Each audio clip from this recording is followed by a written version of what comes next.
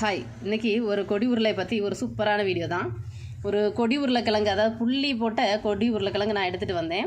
அந்த கிழங்கை சும்மா அந்த தட்டில் வச்சதும் அது முளைக்க ஆரம்பிச்சிருச்சு. இந்த இருக்கு பாருங்கள், இதுதான் வேறு. இதை நம்ம அப்படியே நட்டு வச்சோன்னா ஃபுல்லாக வேறு ஸ்ப்ரெட் ஆயிரும். இது அதோட இலைகள் குட்டி குட்டியாக இருக்குது. அதை நம்ம தழுக்க வைக்கலை அப்படின்னா இந்த மாதிரி தான் குட்டி குட்டியாக இருக்கும்.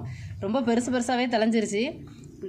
அதாவது இது லைட்டாக அது முளைச்சி வந்ததும் நம்ம நட்டுட்டோம் அப்படின்னா இந்த அளவுக்கு முக்கி வச்சாலே போதும், சூப்பராக தலைஞ்சி வரும். இது ரொம்ப நாள் ஆனதுனால ரொம்ப பெரிய பெரிய கொடியாக வந்துருச்சு. இதிலெல்லாம் இலைகள் வரும். இப்போ நட்டு வச்ச உடனே சூப்பராக தலைஞ்சி வந்துடும்.